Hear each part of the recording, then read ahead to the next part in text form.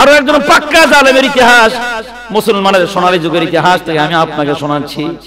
এর নাম হলো হাজ্জাজ বিন ইউসুফ। কি নাম? হাজ্জাজ বিন ইউসুফ বড় দামি একজন ভালো মানুষ ছিলেন। হাজ্জাজ বিন ইউসুফ সম্পর্কে দুটি কথা না বললেই নয়। হাজ্জাজ বিন ইউসুফ কি কোরআনুল কারীম নাজিল হওয়ার পরে, কোরআনে হাকিম যখন নাজিল হয়, কোরআনুল কারীমের ভিতরে জবর জের নুকতা কোনো কিছুই ছিল না। হাজ্জাজ বিন ইউসুফের আমলে হাজ্জাজ বিন ইউসুফ বলেন, অল্প শিক্ষিত মানুষেরা গ্রামার জানার কারণে কোরআন তেলাওয়াতের ভিতরে ভুল করার সম্ভাবনা আছে। সুতরাং কোরআনুল কারীমের ভিতরে জবর জের নুকতা লাগায়া দাও। বান নিচে 3 নুকতা, তার উপরে 2 নুকতা। এটা হাজ্জাজ বিন ইউসুফের আমলে হইল। জবর জের পেশ সাকিন নুকতা যা দেওয়ার সব হাজ্জাজ বিন ইউসুফ দিলেন। শুধু তাই নয়, বাইতুল্লাহর যেই পরিমাণ স্ট্রাকচার নবীর আমলে ছিল, কারুকার্য যে নবীর আমলে যা ছিল, কোরআন এবং সহিহ হাদিসের আলোকে হাজ্জাজ বিন ইউসুফ সুন্দর করে খানায় কাবাকে সাজাইলেন। মসজিদ বানাইছে না কাবা সাজাইছে? কয় না? কাবা, কাবা আল্লাহর ঘর, ডাইরেক্ট কাবা। শুধু তাই নয়, কাবার গিলাফের কারুকার্য যে সুন্দর করে করা, হাজ্জাজ বিন ইউসুফের বুদ্ধি দিয়ে করা। হাজ্জাজ বিন ইউসুফ তার আমলে এত সুন্দর সুন্দর ভালো ভালো কাজগুলো করলেন। হাজ্জাজ বিন ইউসুফের আমলে প্রত্যেক মসজিদের ইমাম এবং খতিবদেরকে রাষ্ট্রীয়ভাবে মর্যাদা দেওয়া হতো। মাসিক একটা বেতন ভাতা নির্ধারণ করে দেওয়া হতো। কামগুলা ভালো করছে না খারাপ করছি। বিভিন্ন দেশে মুসলমানের নিযুক্ত আমির যারা ছিলেন, বছরের শেষে তাদের জন্য একটা উপঢৌকন পাঠাইতেন হাজ্জাজ বিন ইউসুফ। এত ভালো ভালো কাজ করার পরে হাজ্জাজ বিন ইউসুফের বিরুদ্ধে কথা বললেন ভালো ভালো বড় বড় সাহাবা আজমাইন। এক রাতে হাজ্জাজ বিন ইউসুফ ওই বড় বড় নবীজির সাহাবীদেরকে ধরে ধরে গরুর মতো জব করে দিলেন। বিশেষ করে একজনের নাম হলো সাঈদ ইবনে জুবাইর রাদিয়াল্লাহু তাআলা, তাকেও ধরে আনা হলো। আল্লাহ নবীর এই সাহাবীকে তাকে শূলবিদ্ধ করে 3 দিন পর্যন্ত কাবার চত্বরে ঝুলিয়ে রাখা হলো। আর হাজ্জাজ বিন ইউসুফ প্রতিদিন ওই শুলের ভিতরে লাশ দেখতেন আর আনন্দ করতেন আর বলতেন, আমার বিরুদ্ধে কথা বলো, আমার মনে যা চায় আমি তা করব, কথা বললে শুলে চড়াই দেবো। এর নামই জালেম। এর নাম কি? এর নামে কি? জালেম। এরকম জালেম মনে হয় পৃথিবীতে আর ছিল না। মানে কথা বললেই গ্রেফতার, কথা বললেই কি? কথা বললেই কাগজ। এমনি কই না হেমনে কই, এত মতো তুই কথা কর, আর তুই তো মাত্র 20 মিনিট কথা কইতেই পারিস। আর আমরা 16 বছর না, আমি নিজে বয়ান করতেছি 17 বছর, আমার বাড়িও আছে, গাড়িও আছে, সব ঠিক আছে, তাহলে বোঝা যায় আমার কথা ঠিক আছে। আর যাদের কথার ঠিক নাই তাদের কথার কারণে ওর বাড়িও ভেঙে যায়। এজন্য কথা বললেই হবে না, কথা বললেই বড় হওয়া যায় না, কথার মাপকাঠি থাকা প্রয়োজন। জালেমের কথা একরকম হয় আর মাজলুমের কথার আওয়াজ অন্যরকম হয়। খুব ভালো করে বুঝেন, হাজ্জাজ বিন ইউসুফ ভালো ভালো কাজ করছে, এমন ভালো কাজ করছে যে এই ভালো কাজ পৃথিবীর অন্য কারো দ্বারা করা সম্ভব নয়। এখন আপনি কবেন, হুজুর আমি তো মসজিদ বানাইছি, সারা দেশের ভিতরে থানায় থানায় উপজেলায় উপজেলায় মডেল মসজিদ বানাইলাম, ভালো ভালো মসজিদ বানাইলাম। আরে বাবা, তুমি শুধু মসজিদই বানাইছো, আর হাজ্জাজ বিন ইউসুফ খানায় কাবা বানাইছে। তুমি বড় সলিমউদ্দিন, তুমি আর কয়টার সওয়াবের মালিক হইছো? হাজ্জাজ বিন ইউসুফ তো আরো অনেক বড় সওয়াবের মালিক হইছিল। শেষ পরিণামে জালেমের কি হলো? জালেম প্রতিদিন তওবা করে আর কয়, আল্লাহ ওই হাফেজ জুবাইর রে মেরে ফেলাইছি, মাফ করে দাও।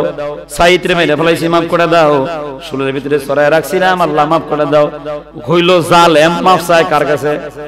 হাজ্জাজ বিন ইউসুফ একদিন গভীর রাতে স্বপ্ন দেখতেছেন, 2 দল লোক এসে হাজ্জাজ বিন ইউসুফরে বলে যে এই পদ্ধতিতে মাফ চাও, ওই পদ্ধতিতে মাফ চাইলে আরশের মালিক তোমারে ক্ষমা করবে না।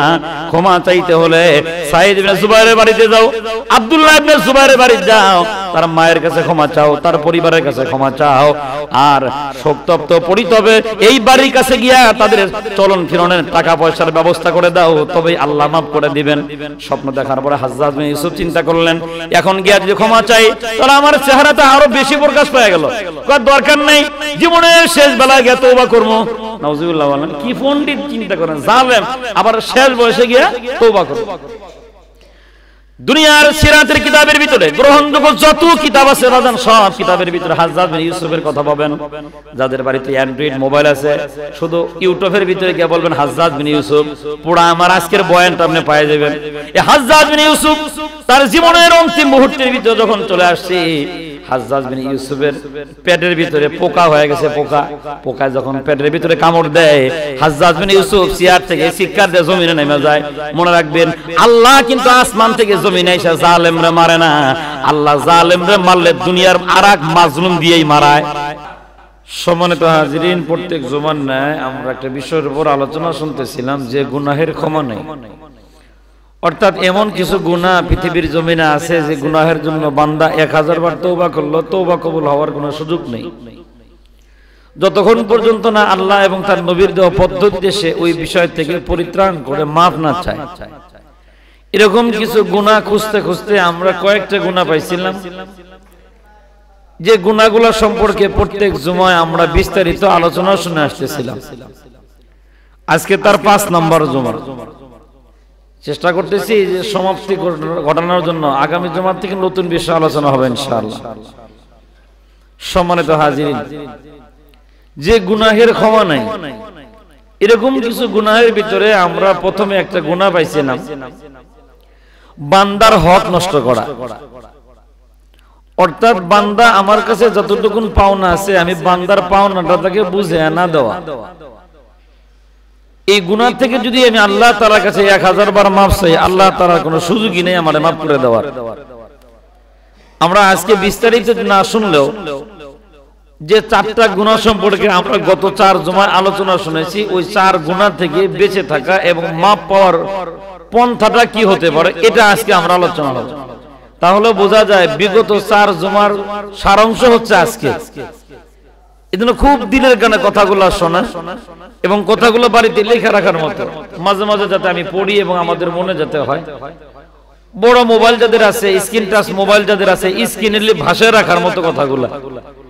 এমন কিছু গুনাহ যা আমার দ্বারা যেন না হয়, হইলে আমি ধরা খেয়ে যাবো। এমন জায়গায় ধরা খাবো যেখানে আমার জামিন পাওয়ার কোনো আশা ভরসা নেই। তার 1 নাম্বার গুনাহ হলো বান্দার হক ঠকাইয়া দেওয়া। বান্দা কে হতে পারে? এটা আমার ছোট আপন ভাই হতে পারে, এটা আমার বোন হতে পারে, এটা আমার চাচা হতে পারে, এটা আমার পড়শি হতে পারে, যে কেউ হোক, আমার উপরে যার হক আছে তার হক তাকে সুন্দর করে বুঝিয়ে দেওয়া। এটা 1 নম্বর। 2 নম্বর আমরা শুনেছিলাম কোন মুমিনকে অন্যায়ভাবে কষ্ট দেওয়া। তাহলে আগের গুনাহ থেকে আমাকে বেঁচে থাকার পদ্ধতিটা কি? আমি তো জানি যে আমি কার কতটুকু জমিন মেরে দিছি, কার কতটুকু টাকা মেরে দিছি, পৃথিবী কেউ না জানলে বালিশে মাথা দিলে কিন্তু আমি ঠিকই বলতে পারবো।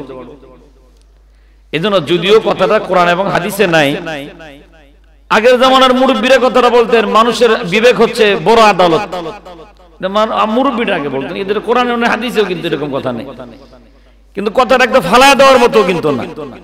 আপনি যদি বিচারক হন তাহলে আপনার আকলকে জিজ্ঞাসা করলে আপনি কতটুকু অপরাধী আর সাজাটা কতদিন হতে পারে এটা আর কেউ বলতে না বলে নিজে বলা সম্ভব। কারণ আমি তো জানি আমার সম্পর্কে কি পরিমাণ অপরাধী আমি। এজন্য যদি আমার দ্বারা কারো অধিকার লঙ্ঘন হয়ে থাকে, সুন্দর করে রাতে হোক আর দিনে হোক তার কাছে গিয়া তার মাল তাকে ফেরত দিলেই মাপ। সুবহানাল্লাহ বলে। তাহলে আল্লাহর কাছে মাপ চাইলে মাপ, না যার মাল তারে ফেরত দিলে মাপ। হ্যাঁ, তখন তওবা করার আর দরকার নেই, তওবা না করলেও মাপ, অপরাধ তো আমি দিয়ে দিছি। যেমন মনে করেন বোনের হক দিন, বোনকে ডাক দেয় না, বললাম তুমি পাইতা 10 টাকা, দিলাম 5 টাকা, শুনছি তো বয়ানে আল্লাহ নাকি গুনাহ মাফ করেন, আল্লাহর রাস্তায় আমার মাফ করে দাও। দেখবেন বোনও কইবো ভাই দিছেন তো 5 টাকা, পাইছি আলহামদুলিল্লাহ, 10 টাকাই পাইছি, মানুষে দেয়ই না, তা আপনি তো দিছেন আলহামদুলিল্লাহ, যান মাফ করে দিছি, বাস বাকি 5 মাফ করে দেওয়া মানে কে মাফ করে দিবেন? বলে না, আল্লাহ মাফ করে দিবেন। তাহলে এই জায়গায় আল্লাহর মাফ চাওয়ার আগে কার কাছে মাফ চাইতে হবে? আল্লাহর কাছে ক্ষমা চাওয়ার আগে বান্দার কাছে মাফ চাইতে হবে। আর বান্দা যদি মাফ করে দেয় তখন আর আল্লাহর কাছে মাফ চাওয়ার কোনো দরকার। আর আমি তো অপরাধী করি নি, মাফ চাবো কেমনে? মনে করেন যার অধিকার তাকে আমি ফেরত দিয়ে দিলাম, এখন কি বলা দরকার আল্লাহ অমুকের ওরে ঠকাইছি, আল্লাহ মাফ করে দাও? সুযোগই নেই, কারণ যার হক তার আমি বুঝিয়ে দিছি। কামলা নিছেন বাড়িতে, ময়না দেন নাই, বলছেন যে আজকে টাকা নাই, কালকে 2 দিনেরটা একবারে নিও। 2 দিন পরে বেটা আবার আসছে, এসে বলে কয় ভাই আজকে তো 3 কামলা হইলো, দেন টাকা। ডাইরেক্ট বাংলা ভাষা করতেছি, বুঝতেছেন তো নাকি? যে দেন 3 দিনের টাকা একবারে দিয়ে দেন। তখন ওই জমিদারে তখন কয় কি রে তোর না কিস্তি রোববারে, আজকে টাকা দিয়ে কি করবি? আরে বেটা আমার কিস্তি রোববার না সোমবার, তোর বাপের কি? আমি তোর কামলা দিছি, তুই আমার ময়না দিবি?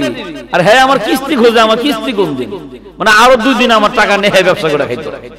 তাহলে আগের 3 দিন পরে 2 দিন 5 দিন রোববার যখন আসছে এই যে নে, খালি কিস্তি তো তোর ঝামেলা, কিস্তি টাকাটা দিয়ে দিলাম, বাকিটা বলে বান্দার হক নষ্ট করতেছে। বেটা গরিব মানুষ, মূর্খ মানুষ, হিসাব কিতাব বোঝে না, কিস্তির টাকা দিয়ে দিছে, পরে কিস্তি কিস্তি আবার কামনার টাকাও দেয়। এই জন্য আজকে একদিনেরটা দিলাম, কালকে 1.5 দিনেরটা দিলাম।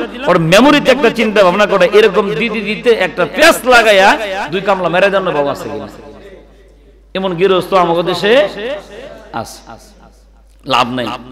এরকম গৃহস্থালি কইরা পাক্কা দাড়ির ভিতরে মেহেদি দিয়া, পাগড়ি ইচ্ছা মতো বাইন দেয়া, জুব্বা একখান মসজিদে লাগা সামনে কাতারে হু হু করে কানবেন, কোন লাভ নেই। হাদিস আল্লাহর নবী বলেন, قال النبي صلى الله عليه وسلم اعطوا الأجير أجره قبل أن يزف ركه।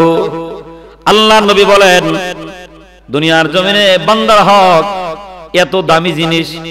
রহমতে দো আলম নবী বলেন, কোন ব্যক্তি তোমার বাড়িতে যদি পরিশ্রম করে, ওই লোকের গায়ের ঘাম শুকানোর আগে তুমি তার পরিশ্রমের তার মূল্য তার হাতে দিয়ে দাও। আর আমি রোববার হিসাব করে, কিস্তি কোন দিন হিসাব করি, সুযোগ নেই। কারণ এই টাইমে যদি আমি না দিয়ে মারা যাই, আমার আপনার ছেলে মেয়ের কাছে গিয়ে গেলে বললো দেও তোমার আব্বার কাছে টাকা পাইতাম, তখন অনেক বেদ্য আছে এরকম কব্বর দেখাতে, এই যে কব্বরে গেছে হ্যাঁ ভাই চাইছিল, তখন কি করছো আমার কাছে চাইলে আমি দিব। বান্দার হক ঠকায় বাটা কবরে গেলে দরবেশের ভাবতো এটা আসলে কি দরবেশ? হ্যাঁ, বান্দার হক মারেন নেওয়ালা। এই ব্যক্তির এখন উচিত হইল মরার আগে যার মাল যতটুকু মেরে দিছি তার ওই পরিমাণ মাল দিয়ে দেওয়া, আর যথা টাইমে তার মূল্য না দেওয়ার জন্য যেই পরিমাণ কষ্ট পাইছে তার কাছে মাফ চাওয়া, এরপরে মাফ করে দিবেন কি আল্লাহ মাফ করে দেবে। 1 নাম্বার। তাহলে বুঝলাম যে গুনার ক্ষমা নাই, তার 1 নাম্বার গুনাহ হলো বান্দার ওয়ারিশ ঠকায় দেওয়ার গুনাহ। এই গুনাহ থেকে মাফ পাওয়ার একটাই পথ, অবশ্যই ওয়ারিশ ফেরত, বলেন ওয়ারিশ ফেরত দিতে হবে, যার হক তাকে ফেরত দিতে হবে। 2 নাম্বার, অন্যায় ভাবে কারো মনের ভিতরে কষ্ট দিলে এই গুনার মাপ নেই।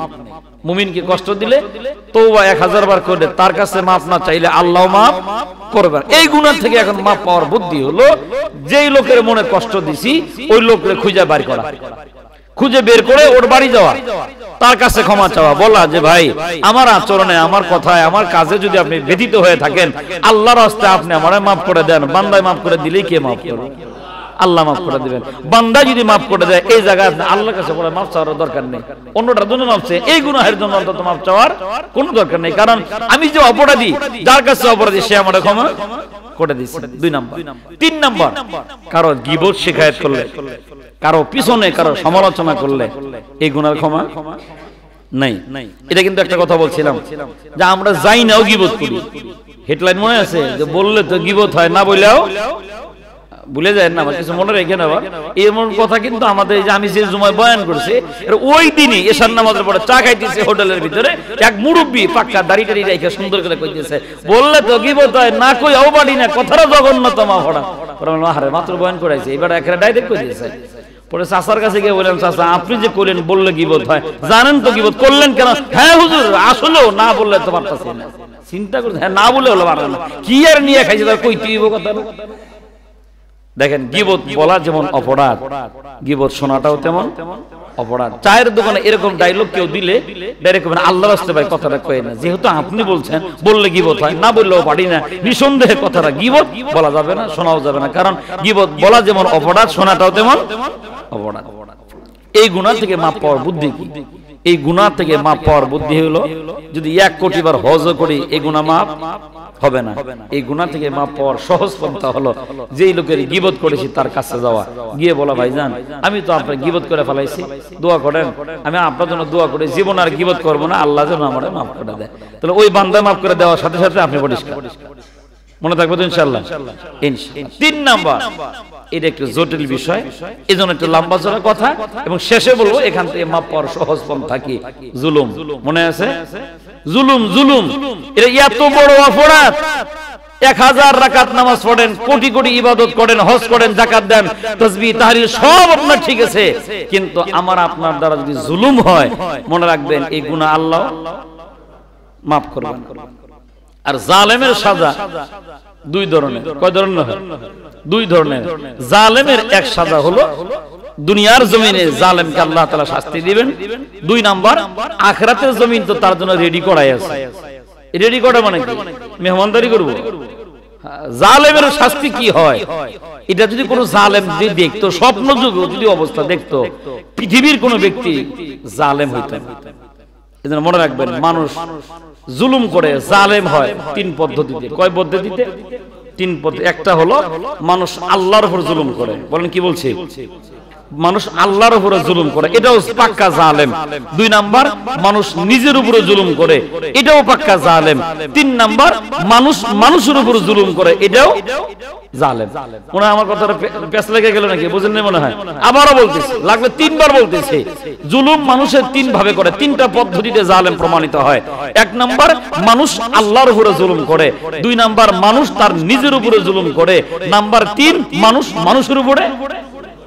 আবারও বলি, তিনটা পদ্ধতিতে মানুষ পাক্কা জালেমের কাতারে নিজের নাম লেখায়।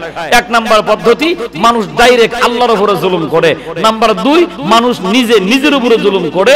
নাম্বার তিন, মানুষ মানুষের উপরে জুলুম। এবার একটু বিস্তারিত গভীর মনোযোগ। এক নাম্বার, মানুষ আবার আল্লাহর উপরে জুলুম করে কেমনে? আল্লাহ তো সব ক্ষমতার অধিকারী, এরপরেও মানুষ আল্লাহর উপরে জুলুম করে কেমনে? মানুষ আল্লাহর উপরে জুলুম করে সিস্টেম হলো, মানুষ আল্লাহর ইবাদত ছাড়া অন্য কারো ইবাদত করে। আল্লাহর সাথে তো কন্টাক্ট ছিল, আমি ইবাদত করবো কার? আল্লাহ। আমি আল্লাহর ইবাদত না কইরা, গোলামি না কইরা আমি জুলুম করলাম কার উপরে?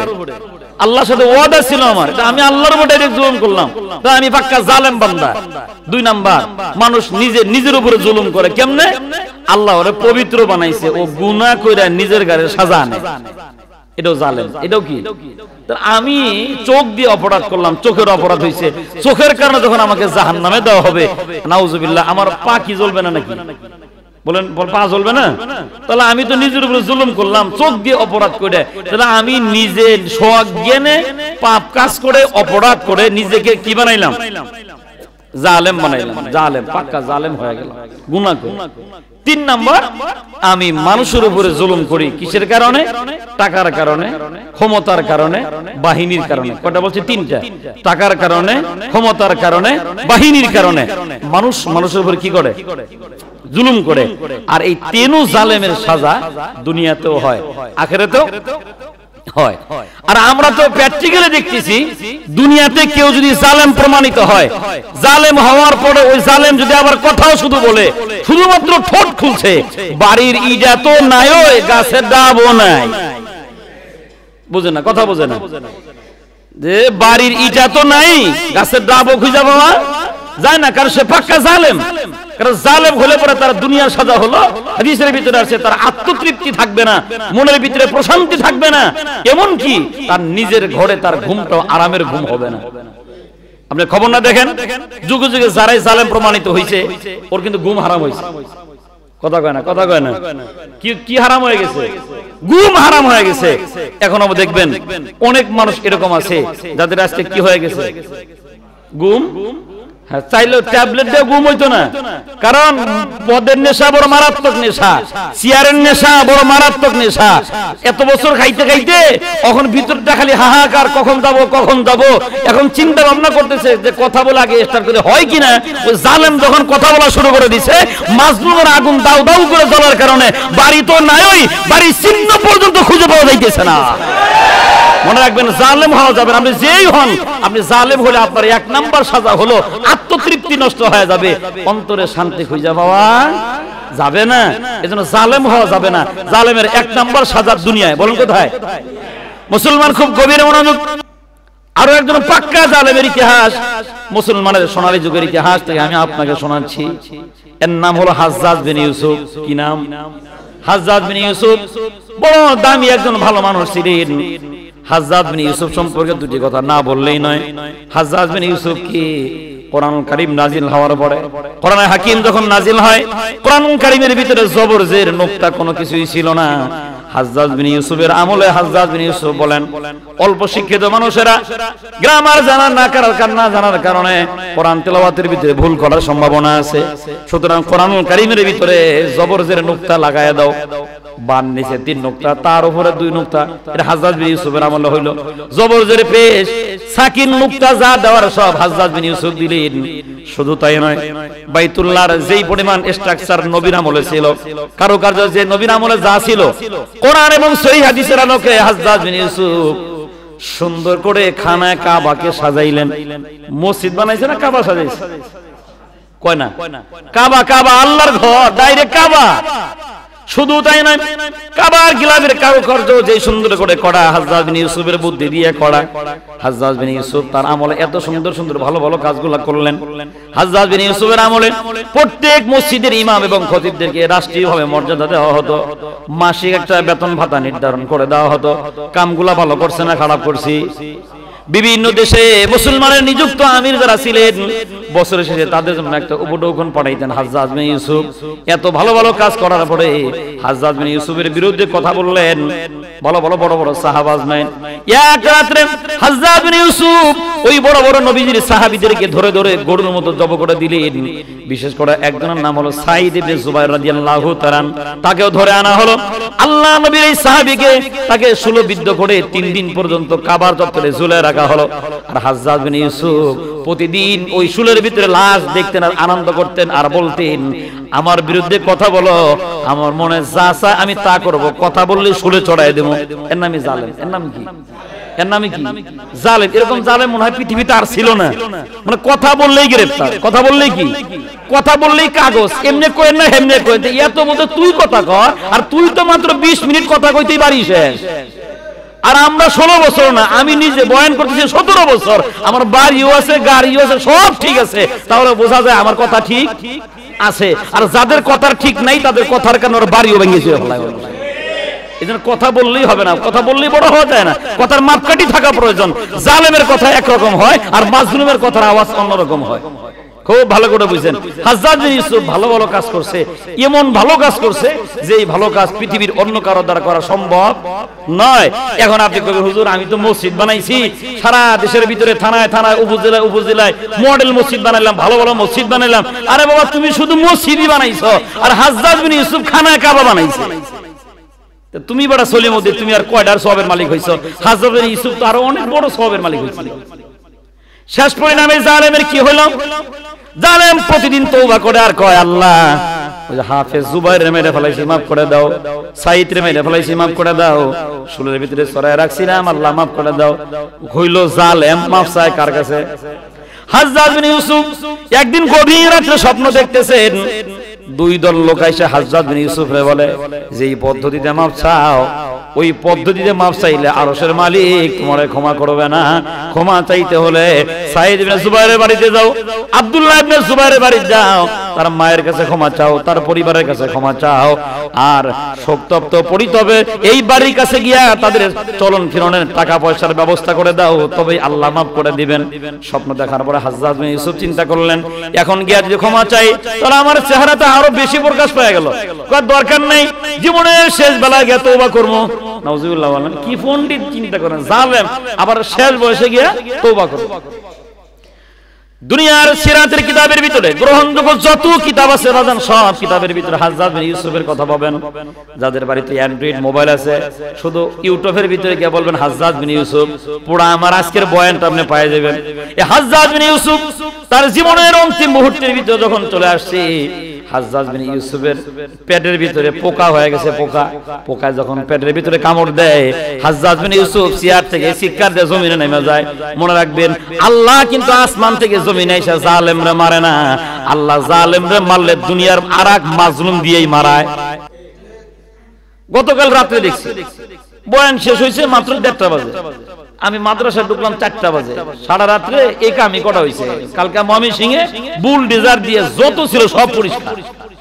অনফলাবনে আমার গাড়ির সামনে দাঁড়ায়, হুজুর আপনি থাকলে মজা পাই, আপনার তো ভাঙ্গা লাগতো না, আমরা খালি মাঝে মাঝে তাকবীর দিয়ে ও গাড়ির থেকে নেমে এক তাকবীরে শম্ভুগঞ্জের গোড়ায় জিরে সেরে শেষ, কিয়ামত পর্যন্ত আর বানানোর সুযোগ নেই, মনে রাখেন। এরপরে গিয়ে ওই যে ব্রিজের মেয়াদ নাই, মনে রাখেন, ব্রিজের মেয়াদ শেষ, হেরা ব্রিজে আমার টোল তুলতেছে, পরে হ্যামার দিয়ে ভাঙ্গা সম্ভব নয়, পরে গিয়ে বুলডোজারও ভাঙ্গে না। পরে চিন্তা করলাম, হাইরে দেশের উন্নতি রে বাবা, রাস্তাঘাট টায়ারের ঠেলায় রাস্তাঘাট ভেঙে যায়, আর বুলডোজার দিয়ে মূর্তি ভাঙ্গা যায় না, তাহলে রাস্তা শক্ত না মূর্তি শক্ত? হ্যাঁ, তাহলে কোনটার উন্নয়ন হয়েছে এখন আপনি একটু বুঝে নেন। আমাদের মাত্র 7,000 টাকা দামের প্লাস্টিকের টায়ারের ঘষায় রাস্তার খোয়া উঠে যায়, আর বুলডোজার দিয়ে মূর্তি ভাঙ্গা যায় না, তাহলে বোঝা যায় বিগত দিনে রাস্তার উন্নয়ন যত না হয়েছে তার চাইতে মূর্তির উন্নয়ন আরো বেশি হয়ে গেছে। ওই যে জালেম থেকে শিক্ষা নেন, জালেমের পরিণাম দেখেন কি হয়, পেটের ভিতরে পোকা।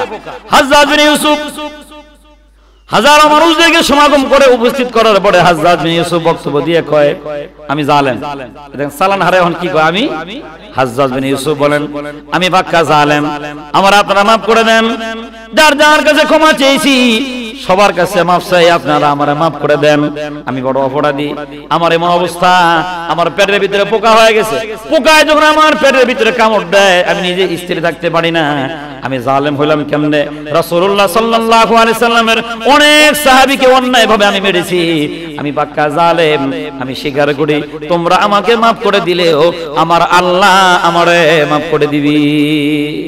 এখন এই হাজ্জাজ বিন ইউসুফ যখন মৃত্যু সজ্জায় বইবে কাঁদতেছে, হাসান বসরি রাহমাতুল্লাহি আলাইহি ওরা দেখতে গেছেন জালেমের শেষ পরিণামটা একটু দেখে আসি। এইজন্য ধ্বংস স্তূপ দেখতে যায়, এটাও সওয়াব হইব। এইজন্য জালেমের শেষ পরিণাম দেখতে যাওয়াও হ্যাঁ সওয়াবের কাম। হাসান বসরি গেছেন, গিয়ে দেখেন যে এ মিয়া তোমার না কইছিলাম জালেম হইও না, তো নিষেধ করছিলাম কিনা? হ্যাঁ করছিলেন। আমি তো পদের নেশায় চেয়ারের নেশায় কি করছিলাম? জুলুম করছিলাম। এখন মজা টের পাও? মজা তো টের পাইতেছে, আমার তো অবস্থা ভালো না, নির্ঘাত মরণ। এখন হাজ্জাজ বিন ইউসুফ বলে শোনো, আমি যত বড় গুনাহগার হই না কেন আমার রবের দয়া আমার উপরে তার চাইতেও বেশি। চিন্তা করছেন জালেমের ধারণাটা কি? যে আল্লাহ আমার কি করে দিবেন? মাফ করে দিবেন। এবার প্রতিনিধি পাঠায় হাসান বসরিকে বলতেছে যে দয়া করে আমার পক্ষ থেকে আমি যার যার উপরে জুলুম করছি প্রত্যেকের বাড়ি বাড়ি তুমি ক্ষমা চাও, আমার আল্লাহ যেন আমার মাফ করে। এই জালেমের শেষ পরিণাম হলো এই জালেম লাফায়া লাফায়া লাফায়া লাফায়া মৃত্যুর সময় চিৎকার করে করে মরছে আর বলছে হে পৃথিবীর মানুষ, অন্যায়ভাবে জুলুম করো না, বিশেষ করে যাদের সিনায় কোরআন আছে এদের সাথে বেয়াদবি করো না, এদেরকে মাইরো না, এদের গায়ে হাত দিলে মৃত্যুর আগে তোমার গা জ্বালা পোড়া করবে, যেমনটা আমার করতেছে। হাজ্জাজ বিন ইউসুফের কথা যদি আজকের শাসকরা মাইনা নিত এই দেশের একটা আলেম ও জেলখানার ভাত খাওয়া লাগতো না। এরা ইতিহাস ভুলে যায়, ইতিহাস ভুলে যায়। মনে রাখবেন হাজ্জাজ বিন ইউসুফ নেক আমল কিন্তু কম করে নাই, হাজ্জাজ বিন ইউসুফ ভালো আমল কম করে নাই, সব আমল বরবাদ হয়ে গেছে। কিসের কারণে? বলেন বলেন কিসের কারণে? এজন্য গত 2 জমা আগেও বলেছিলাম বাজান, আমরা কিন্তু পাক্কা একটা জালেম। যারা আমরা সংসার করি, আমার বিবির কাছে আমি একজন জালেম স্বামী, যাদের আমার সন্তানাদি আছে আমরা ছেলেদের কাছে পাক্কা একটা জালেম বাবা। যারা আমরা সমাজের মাতাব্বরি করি দেখা যাবে ওই সমাজের ভিতরে পাক্কা একটা জালেম মাতাব্বর আমি। যারা আমরা কমিটির ভিতরে আছি যে কোনো জায়গায় যাবেন দেখবেন আমরা হিসাব করলে পাওয়া যাবে আমার দ্বারা দায়িত্বের অবহেলিত হয়, সেখানে আমার ক্ষমতার অপব্যবহার হয়, তাহলে ওই কমিটির ভিতরে আমি একজন পাক্কা জালেম কমিটি। যদি আমি দোকানদারি করি, আমি আমার কাস্টমার উপর জুলুম করি, তাহলে আমি একজন পাক্কা জালেম ব্যবসায়ী। আমি একটা দোকানের ঝাড়ুদার, দেখা যাবে যদি আমার দ্বারা যদি মানুষের উপর জুলুম হয় তাহলে আমি পাক্কা একটা জালেম খাদেম। তাহলে বাজার আমরা যে যেখানে আছি খবর নিলে দেখা যাবে হয় নিজেরা আমরা আল্লাহর উপরে জুলুম করি, না হয় গুনাহের কারণে আমরা নিজেদের উপরে জুলুম করি, আর না হয় আমরা ক্ষমতার গরমে টাকার গরমে বাহিনীর গরমে আর এক বান্দার উপরে জুলুম করি। এজন্য এটা হলো 4 নাম্বার যে গুনাহের ক্ষমা নাই, জুলুম করে যদি মরে যায়। আল্লাহ রাব্বুল আলামিন হাবিব বলেন আল্লাহ তাআলা জান্নাত এই লোকের জন্য হারাম ঘোষণা করে দেওয়া হয়। আল্লাহর এই বান্দা যদি যাদের প্রতি জুলুম করেছে প্রত্যেকের কাছে যদি ক্ষমা চায় না, আল্লাহর বান্দারা maaf করে দিলেই আল্লাহ তাআলা তারে maaf করে দিবে। তবে দুঃখজনক হলো সত্য কথা ভালো করে মনে রাখবেন, এজন্য জবান আর হাত চোখ 3টা জিনিসের নিরাপত্তা দিবেন। কারণ কি জানেন, এমনও হতে পারে যার উপরে জুলুম করছেন ওর লোক আর দেখাই নাই, এখন কি করবেন আমার বুঝার। সমাজের হইলে তওবা করার সুযোগ আছে, গেলাম তার কাছে, সে maaf করে দিল, আল্লাহ আমার maaf করে দিল। কিন্তু গায়ের জোরে যুবক মানুষ কন্ট্রাক্টরের লগে যে ভাড়া কম দিয়ে যে সাফাসাফি করলেন, জুলুম করলেন, এটা maaf চাইবেন। সিস্টেম আছে? সিস্টেম না। এজন্য ভাই মনে রাখবেন ইবাদত, নামাজ, রোজা, হজ, যাকাত এর নাম কিন্তু ইবাদত না। মুমিনের প্রত্যেকটা কাজ ইবাদত হওয়া চাই। তাহলে আমার কথার দ্বারা আরেক বান্দা যে কষ্ট পাইলো তার লগে দেখাই না, এখন maaf চাইবেন। এখন 3 পদ্ধতি, মানে এটা কিরকম হয়েছে জানেন, মানে ভাই বাইসে থাকলে ভাইয়ের ওয়ারিশ দিয়ে দিলেই মাপ, কিন্তু ভাই মরে গেলে ভাইয়ের 3 ছেলে তাগরও দেয় না, তারপর আবার এক একজন করে 3 ছেলে, 3 তিরিকে 9 জন, এখন টিপসই নিতে দাও। বুঝতেছেন কিছু? তো এখন 3 পদ্ধতি কি? যদি আপনি জালেম হন, কারো উপর জুলুম করে থাকেন, 1 নাম্বার পদ্ধতি হলো সে মারা যাওয়ার পরে তার পরিবারের কাছে গিয়ে মাপ চাওয়া। তার যতটা পরিবার আছে প্রত্যেকের কাছে মাপ চাওয়া, আর সে মরে যাওয়ার পর থেকে এই পর্যন্ত যতটা ক্ষতি তাদের হয়েছে সমস্ত ক্ষতি হিসাব করে পাই পাই করে তারা বুঝিয়ে দেওয়া। এরপরে আল্লাহর কাছে মাপ চাওয়া। আল্লাহ চেষ্টা করছে, বাকিটা তোমার ইচ্ছা। এখন আল্লাহ মাপ করবে কিনা তবু সন্দেহ আছে। কারণ আসল মালিক তো আপনি খুঁজে পাওয়া যায় না। এজন্য ভাই জুলুম করা, বলেন বলেন, জুলুম করা যাবে না। যেখানেই হোক, কথার দ্বারা হোক, কাজের দ্বারা হোক, মালের দ্বারা হোক, দায়িত্বের দ্বারা হোক, কারো উপরেই জুলুম করা যাবে না। দেখেন আমরা তো যে নবীর উম্মত, আমাদের নবী তো জুলুম শিখায় নাই। জন্মের পরে থেকে ইনসাফ শিখাইছেন, জুলুম শিখায় নাই। সিরাতের কিতাবের ভিতরে পাওয়া যায়, সিরাতে ইবনে হিশাম লেখেন, আল্লাহ নবীজি যখন মায়ের পেট থেকে দুনিয়ার জমিনে পদার্পণ করলেন, আরব দেশের ভাষা ভালো না হওয়ার কারণে অনেক সময় দেখবেন রাজধানীর ভাষা কিন্তু সুন্দর হয় না।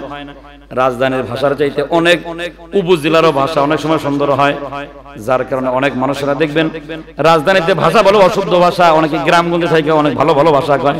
যেমন কুষ্টিয়ার ভাষা অনেক শুদ্ধ ভাষা, মাইন্ড করেন না। রাজধানী ঢাকার চাইতেও কুষ্টিয়ার ভাষা কি অনেক উচ্চমানের ভাষা। এটা এরকমই হইতে অনেক জায়গা হয়। যেমন আরবের ভাষা ভালো ছিল না, কিন্তু নবীজির দুধমা হালিমাতুস সাদিয়া যে অঞ্চলে, ওই অঞ্চলের ভাষা ছিল সুন্দর। এই জন্য নবীজির মা শুয়ে শুয়ে মনে মনে চিন্তা করলেন যে যেই দেশের ভাষা সুন্দর, আমার ছেলের চেহারা যেহেতু সুন্দর, ছেলেটা যদি ওই দেশে কেউ নিয়ে যেত দুগ্ধপোষ্য দুধ পান করার জন্য, আমার ছেলের চেহারা যেমন সুন্দর, ভাষাটাও তেমন সুন্দর হয়ে যেত।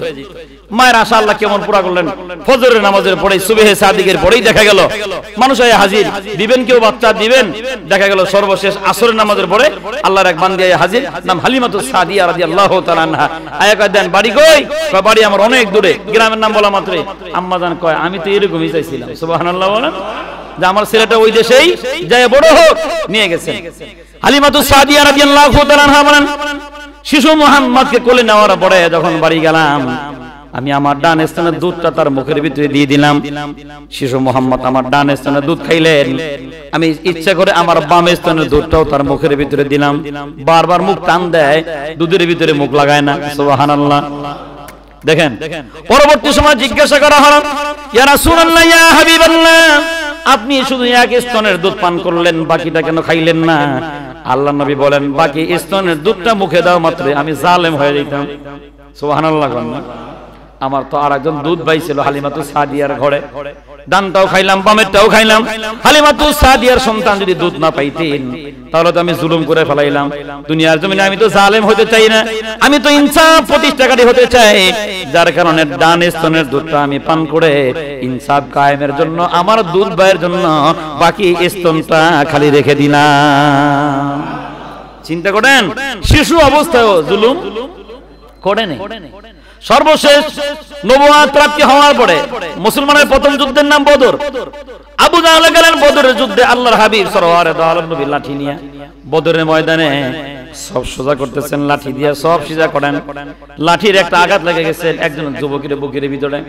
দেখবেন যুবকের ভিতরে স্পিরিহাটা বেশি থাকে, আবেগ বড় বেশি থাকে। অনেক সময় মাহফিলের ভিতরে দেখবেন যখন তাকবীর দেওয়া লাগে, মুরব্বীরা তাকবীর দেয় না, যুবকেরা তাকবীর দেয়। যুবকেরা তাকবীর দেয়। এই জন্য দেখবেন যুবকের দ্বারা ইসলামের যতটুকু উপকার হয়, মুরব্বীদের দ্বারা ওই পরিমাণ উপকার হয় না। যতটা ইসলামী আন্দোলন হয়েছে দেখবেন সব ইসলামী আন্দোলনের ভিতরে যুবকদের ভূমিকাই ছিল অনেক বেশি। ওই যুবক বদরের ময়দানে শুধু লাফায় নবীর সামনে যায়। আল্লাহ নবী বিশ্ব নবী সরওয়ারে দাওয়াত নবী লাঠিতে যখন সব সিজা করতেছিলেন, হঠাৎ করে বিশ্ব নবী হাত থেকে বদরের ময়দানে লাঠি মুবারক ছেড়ে দিলেন। আর সাহাবী সামনে দাঁড়ায় কয়, তুই যদি কষ্ট পায় থাকস, অন্যায় ভাবে তোর কষ্ট দেওয়ার কারণে আমি তো তোর উপরে জুলুম করলাম। চিন্তা করে দেখছেন, সামান্য একটা বিষয়কে তোমার উপরে জুলুম করলাম। আল্লাহ নবী বিশ্ব নবী পড়ে যাওয়া লাঠি সাহাবীর হাতের ভিতরে উঠায় দেয়, কয় বাবা এই যে নাও তুমি লাঠি, যেই পরিমাণ আঘাত তোমার পিঠের ভিতরে লেগেছে, এই যে আমি নবী আমার পিঠটা পাইতা দিলাম, আমি যাতে জালেম না হয়ে যায়, ওই পরিমাণ আঘাত তুমি আমার পিঠের ভিতরেও করো। চিন্তা করছেন, মুসলমানদের নবী জালেম হইতে চায় না, ইনসাফ আর জুলুমরে কি পরিমাণ ভয় পায়। সাহাবীরা একদম ইয়া রাসূলুল্লাহ, ইয়া হাবিবাল্লাহ, যুদ্ধের ময়দানে সব যখন সিজে করতেছিলেন, ওই সময়ের ভিতরে যখন আমি আঘাত পাইলাম, আমার পিঠের ভিতরে কোনো কাপড় ছিল না। এখন আপনি ইনসাফের জন্য আঘাত খাইতে চাইতেছেন, আপনার গায়ে তো কাপড় আছে, আমি কেমনে করি? কাপড়টাও খোলেন। আল্লাহ নবী সঙ্গে সঙ্গে জুব্বা মুবারক খুলে ফেললেন। বদরের ময়দানে সাহাবাগণ তাকায় আছেন, আরে তুই কেমন সাহাবী? হয়তোবা তুই মুনাফিক, কিন্তু ভাব ধরে আমাদের সাথে ছিলি। এখন এই লাঠিটা নবীর গায়ে আঘাত করবে। যেই মাত্র বিশ্ব নবী গা থেকে জুব্বাটা খুলে খালি পিঠটা পাইতা দিলেন, সাহাবী পিছন থেকে দৌড়ে গিয়ে নবীরে জড়ায় ধরছেন। আল্লাহ নবীকে জড়ায় ধরে পিঠের ভিতরে চুমা খাইতেছেন আর বলতেছেন, এমন কাজ করছেন আমি কষ্ট পাই নাই, একটু পরেই যুদ্ধ শুরু হয়ে যাবে, যুদ্ধের ময়দানে শহীদ হব না গাজী হব জানি না, শহীদ হলেও জান্নাতে যাইতে পারবো কিনা জানি না, এই যে আমার বুকটা খালি, আপনার পিঠটাও খালি, নবুয়তের নবীর পিঠের সাথে যে খালি পিঠটা বুকটা লাগায় দিলাম, এই উসিলায় তো আল্লাহ আমার মাফ করে দিবার পারি। কিসের লাঠি, কিসের ইনসাফ? আরে লাগবে না ইনসাফ, আপনি তো রহমতের তো আলম নবী, শুধু পিঠের ভিতরে একটা আঘাত পেয়েছিলাম, আঘাতের যন্ত্রণায় যদি আমার জীবনটাও বের হয়ে যাইত, ইনসাফ কায়েম করার জন্য আপনার গায়ে আঘাত করার শক্তি আমার ছিল না, একটু সুযোগের সদ্ব্যবহার করে নিলাম, সুযোগ যেহেতু পেয়েছি, আপনি যখন আমাকে সুযোগ দিলেন, আপনার পিঠের সাথে আমার বুকটা লাগাইয়া নিলাম। এখান থেকেও বোঝা যায় নবী যতদিন দুনিয়ার জমিনে বেঁচে ছিলেন হাজারো বার চেষ্টা করেছেন যাতে নবীজির দ্বারা জুলুম প্রমাণিত না হয়। ওই নবীর উম্মত হওয়ার পরে আমরা বাড়িতে জুলুম করি, গাড়িতে জুলুম করি, বাজারে জুলুম করি, হাটে বাজারে গ্রামে গঞ্জে সব জায়গায় আমাদের দ্বারা জুলুম হয়।